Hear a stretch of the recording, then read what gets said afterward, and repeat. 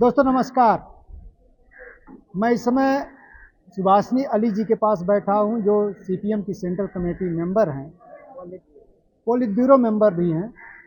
और अभी आप देख रहे होंगे कि पूरे देश के अंदर जिस तरह से पहलवानों और खास करके महिला पहलवानों के यौन शोषण का मामला गरमाया हुआ है, और जंतर मंतर पर एक दौर में उन्होंने धरना दिया था, प्रदर्शन किया था। उसके बाद कमेटी एक गठित हुई थी, उसमें कोई रिपोर्ट आई नहीं आई, उसका क्या हुआ कुछ भी नहीं पता चला। और उसके बाद दोबारा उनको फिर एक बार जंतर मंतर पर उतरना पड़ा है। वो महिलाएं, वो पहलवान जो पूरे देश का नाम पूरी दुनिया में रोशन की, आज उनको सड़क पर उतर करके अपने इज्जत और आबरू और सम्मान की लड़ाई लड़नी पड़ रही है। यह जो सवाल बड़ा हो जाता है। ऐसे में जो महिला नेता हैं, महिला एक्टिविस्ट हैं, उनकी भूमिका भी प्रमुख हो जाती है। तो जंतर मंतर पर आप देख रहे हैं, फिर एक बार उनको उतरना पड़ा है। किस रूप में देखा जाए उनके इस पहल को? ये बहुत ही ज़्यादा शर्मनाक है हमारे देश के लिए। मुझे नहीं लगता कि कहीं भी ऐसी आपको मिसाल मिलेगी कि जिन खिलाड़ियों ने विदेशों में जाकर के बड़े बड़े आयोजनों में स्वर्ण पदक जीतने का काम किया है, और महिला रेसलर्स जो कि एक बिल्कुल नए टाइप का खेल है, उसमें बहुत जल्दी हमारे देश के लोग इतने आगे बढ़ गए और पूरी दुनिया में उनका नाम हुआ। और जब वो लौट के आए भारत, तो प्रधानमंत्री, मुख्यमंत्री सब ने उनकी बहुत आवभगत की।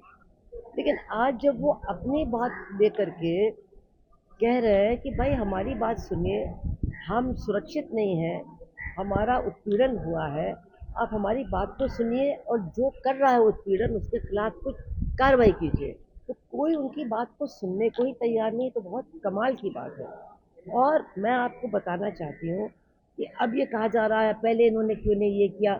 इन्होंने सब कुछ किया। जनवरी में इन्होंने ओलंपिक कमेटी की जो हेड हैं पीटी उषा, उनको भी पत्र भेजा। अगर उनका कमेटी है इंक्वायरी करने के लिए, तो उनको तुरंत अपने स्तर पर इंक्वायरी बिठा देनी चाहिए। उन्होंने तब तो कुछ नहीं किया। ये लोग तब भी धरना दिए।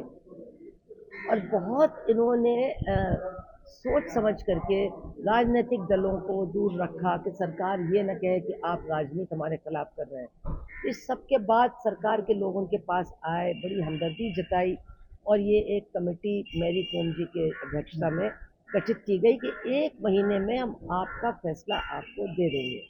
अब तो 4 महीने होने को हैं और अभी तक कोई फैसला नहीं। कमेटी ने क्या तय किया है? और जो सबसे बड़ी बात है कि जो इसमें मुख्य आरोपी है, अगर आप उनकी गतिविधियों को नियंत्रित नहीं करेंगे, तो फिर फ्री एंड फेयर इंक्वायरी कैसे हो सकती है, जब एक इतना बाहुबली और शक्तिशाली सांसद है शासक दल का, तो उसके खिलाफ वैसे भी लड़ना कितना मुश्किल है। और आप उसको कहीं से भी नियंत्रित नहीं करेंगे, कोई भी उसके ऊपर रोक टोक नहीं लगाएंगे, तो कैसे इनको न्याय मिलेगा? अब आप देखिए, ये मजबूर हुए कि फिर आए। और अब इनसे लोग कह रहे हैं कि आप फिर क्यों आ गए, आप बदनामी कर रहे हैं देश की। ये बदनामी देश की नहीं कर रहे हैं, ये जो कार्य प्रणाली है, ये देश की बदनामी कर रही है पूरी दुनिया के अंदर। कि जब यौन उत्पीड़न इतना गंभीरता से लिया जाने वाला मामला है, हर क्षेत्र में, फिल्मों में, साहित्य में, स्पोर्ट्स में, पॉलिटिक्स में, तो आप क्यों नहीं इन बड़ी बड़ी नामी जानी पहचानी लोगों की बात को सुन रहे हैं? तो ये एक बड़ा सवाल है। आज वो लोग बैठे हैं और उन्होंने एक जो मतलब अबोध माइनर है, 16 साल। उसने 16 साल की लड़की ने भी आरोप लगाया। ये पॉक्सो एक्ट में एफआईआर दर्ज न करना, ये तो समझ में ही नहीं आता है। कैसे हो सकता है कि पॉक्सो एक्ट में एफआईआर दर्ज न हो? देश के कानून के साथ खिलवाड़ हो रहा है। सुप्रीम कोर्ट कह रहा है पुलिस से, दिल्ली पुलिस से, कि आप एफआईआर क्यों नहीं दर्ज कर रहे? वो कह रहे हम इंक्वायरी करेंगे। तो आखिर ये हो क्या रहा है? इसका मतलब है यौन उत्पीड़न, जिसके बारे में ये सोचा गया था कि इसके लिए तो अब कोई माफ़ी बची नहीं, इसमें तो कार्रवाई होगी ही। लेकिन इस सरकार में मैं ज़रूर कहना चाहूँगी, अब ये भ्रम भी पूरी तरह से टूट गया है। हरियाणा का ही जो खेल कूद मंत्री है, उसको आज तक मंत्रिमंडल से नहीं हटाया गया है, जिसके ऊपर यौन उत्पीड़न का एफआईआर दर्ज हो चुका है। दर्ज है एफआईआर और उसको नहीं हटाया गया है, उसके ऊपर कार्रवाई नहीं हुई है। आज तक चार्जशीट 3 महीने निकल गए, नहीं सर्व हुई है। तो ये सरकार बहुत दुर्भाग्यवश बात है कि वो ऐसा लगता है कि यौन उत्पीड़न करने वाले, बलात्कार करने वालों के पक्षधर बन गए हैं। इस कहानी सेंगर से शुरू कीजिए, फिर वो जो स्वामी चिन्मयानंद है वहाँ पे आ जाइए, राम रहीम का मैटर देखिए, ये तो सब चल ही रहा था। वो संदीप सिंह इनका मंत्री, ये जो रेसलर्स हैं, लेकिन इससे भी बड़ी बात आप देखिए कि किस तरह से बिल्किस बानो के साथ जो गैंगरेप करने वाले लोग हैं, हत्या करने वाले लोग हैं, उनको छोड़ दिया गया। और अभी तो गुजरात में एक आदमी जिसने अपना पूरा वीडियो निकाला कि मैं पृथ्वीराज चौहान के जैसे अपने आप को अनुभवित कर रहा हूँ जब मैंने एक गर्भवती महिला के गर्भ से अपनी तलवार के नोक पर उसके भ्रूण को निकाला। आपने उसको भी छोड़ दिया। वो खुद अपने जुर्म को कबूल कर रहा है, आप उसको छोड़ रहे हैं कि निर्दोष। तो मतलब ये है कि ये सिर्फ खिलाड़ियों तक सीमित नहीं है।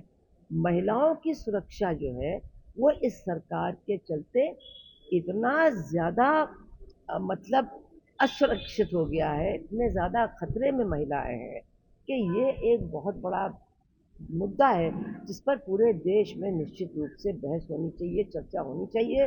और देश के लोगों को खड़े होकर के सरकार से कहना चाहिए कि महिला पहलवानों की बात को मानिए, जो मंत्री है उसको हटाइए, और जो एमपी है उसको हटाइए, हरियाणा के मंत्री को हटाइए, और जो भी आपकी जांच है उसकी रिपोर्ट को सबके साथ साझा कीजिए। पुलिस को जो कार्रवाई करनी है पुलिस को कहिए कि वो कार्रवाई करे। सुभाषिनी जी, कहा जा रहा है जो संख्या है, मैं आज ही जो है वहाँ संगीता उनसे बात कर रहा था, 1000 संख्या वैसे बताई जा रही ऊपर से, लेकिन कहीं 700-800 ऐसी बच्चियां हैं जिनका यौन उत्पीड़न हुआ है इस रेजिम में। कहा तो ये रही है कि जो हम लोगों का आरोप है इस सरकार पर कि वो इस संविधान को ही ख़त्म करना चाहती है और एक मनुवादी किस्म की न्याय प्रणाली को लागू करना चाहती है। तो मनुवादी न्याय प्रणाली में तो महिलाओं को तो न्याय मिलना बहुत मुश्किल है। और उसमें ये भी है कि आरोपी की जात क्या है ये तय करेगा कि उसको कैसी सज़ा मिलेगी, जो पीड़ित पक्ष है उसकी जांच क्या है उसको देख करके तय किया जाएगा कि क्या सज़ा होगी। ये सारी चीज़ें हैं इसी आधार पर सोचना शुरू कर दिया और लागू भी करना शुरू कर दिया, माना जाए। अब हम तो सोच नहीं सकते थे कि ऐसा होगा हमारे देश में, लेकिन इन सारी चीज़ों को देख करके अब ऐसा सोचने के लिए हम लोग मजबूर हैं कि धीरे धीरे हमारे संविधान और संवैधानिक प्रणाली को समाप्त करके इस तरह के दिशा में हम लोग जा रहे हैं। जो मुख्य आरोपी हैं तो देखिए यूपी से, आप यूपी से आती हैं, और ये कहा जा रहा है कि क्या कुछ वोट का नुकसान, अभी 2024 के चुनाव आ रहे हैं, लिहाजा उसको ध्यान में रखते हुए कोई कदम नहीं उठाया जा रहा, इस तरह की भी कोई गणित है, गुड़ा गणित चल रहा है? देखिए, गणित तो ये है कि वो सेंगर भी था, चिन्मयानंद भी थे, ये सब रूलिंग पार्टी के लोग हैं और ये बाहुबली भी हैं अपने अपने इलाके के। हमारे जो रेसलिंग फेडरेशन के चेयरमैन थे वो भी हैं। अब वो तो जो बैठे हैं सरकार में वो अपना गणित बिठा रहे होंगे कि क्या नुकसान होगा, लेकिन हमको तो लगता है कि आप फिर न्याय का कितना नुकसान कर रहे हैं, आप महिलाओं की सुरक्षा के सवाल का कितना नुकसान कर रहे हैं। ये बड़ी बातें हैं, ये एक चुनाव दो चुनाव से बड़े मुद्दे हैं, इस तरह से हम लोग को सोचना पड़ेगा। दूसरा, पिछले 70 सालों में जो एक लोकतांत्रिक माहौल बना उसमें महिलाएं घरों से बाहर निकली, तमाम क्षेत्रों में वो बहुत आगे बढ़ रही हैं, और जब एक ऐसा दौर आया जिसमें कि इस तरह का उत्पीड़न हो रहा है, उनका शोषण हो रहा है, तमाम जो गार्जियन हैं, माँ बाप हैं, जो लोग हैं, अपने घरों से फिर बाहर नहीं निकलने देंगे, और फिर महिलाओं क्या स्थिति, किस रूप में, किस दिशा में जा रहा है समाज? आप देखिए कि लड़कियों की पढ़ाई ऑलरेडी प्रभावित हो चुकी है, बाल विवाह बहुत तेज़ी से बढ़ रहे हैं क्योंकि लोग समझते हैं कि उनकी बेटियां असुरक्षित हैं, स्कूल भी भेजने के लिए तैयार नहीं है। और अब इसके बाद तो बहुत सारी लड़कियों ने सोचा था कि ये एक करियर हो सकता है, ये एक आगे जाने का रास्ता हो सकता है स्पोर्ट्स के माध्यम से, लेकिन अब इसके बाद वो क्या सोचेंगी और उनके जो पालक हैं वो क्या सोचेंगे, ये बहुत बड़े सवाल है। ये बार बार मैं कह रही हूँ, ये बहुत बड़े सवाल हैं, देश के तमाम लोगों को इन सवालों पर बहुत गंभीरता से सोचना चाहिए। मोदी जी तो कह रहे थे बेटी पढ़ाओ बेटी बचाओ, तो ये नया दौर किस रूप में चिन्हित किया जाए, किस नारे के मैं साथ? तो कह रही हूँ कि अब इनका नारा होना चाहिए कि बेटी हमारे लोगों से बचाओ। तो ये अभी जहां हम पहुंचे हैं, और क्योंकि अब सरकार से अगर आशा नहीं की जा रही है और कोई कदम नहीं उठा रही, तो जो विपक्ष की जिम्मेदारी बनती है, और आप जैसी जो महिला नेता हैं, एक्टिविस्ट हैं, क्या कदम अभी उठा रही हैं आप लोग क्या कुछ पहलकदमियाँ ले रही हैं? नहीं तो कल तो पूरे देश में धरना प्रदर्शन हुआ, हमारी जो महिला समिति है वो भी उसमें थी, और हम लोगों ने कल पुलिस कमिश्नर को भी वो ज्ञापन दिया। पूरे देश में इस सवाल को हम लोग उठा रहे हैं और भी लोगों से कह रहे हैं, हम लोग बड़े बड़े खिलाड़ियों से भी अपील कर रहे हैं कि आप भी इनके समर्थन में आइए। अब कुछ लोगों ने आना शुरू भी कर दिया, आज कपिल देव जी का भी मैंने बयान देखा, बहुत अच्छा है। तो अब देखिए, हम लोग तो जो कर सकते हैं, लेकिन क्या हमारे देश के लोगों की आत्मा मर चुकी है? क्या वो देख नहीं रहे हैं लड़कियों को, इनकी पीड़ा को, इनके आंसुओं को? कैसे वो अपने आप को रोके हुए हैं? क्यों नहीं आगे आ रहे हैं इनके पक्ष में? ये बड़ा सवाल है। नहीं, यही मैं पूछना चाह रहा था आपसे भी। यही दिल्ली है, निर्भया एक कांड हुआ, पूरी दिल्ली खड़ी हो गई, पूरा देश खड़ा हो गया, और पूरे देश की जो पहलवान हैं वो जंतर मंतर पर आई, पिछले 3 महीना पहले भी आई थी, फिर आना पड़ा है, लेकिन उस तरह की जुम्बिश नहीं है। क्या माना क्या जाए, कहाँ हम पहुँच गए? देखिए, एक तो बहुत जाहिर है कि बहुत डर है लोगों में, लोग आगे आने में डरते हैं, और जो लोग बड़े खिलाड़ी हैं, जो लोग बड़े कलाकार हैं, वो भी डरते हैं कि सरकार के खिलाफ बोलेंगे तो हमारा जो करियर है, हमारा जो भविष्य है, उसको चौपट कर दिया जाएगा। तो ये तो स्थितियाँ पहले नहीं थी ना, अब हैं।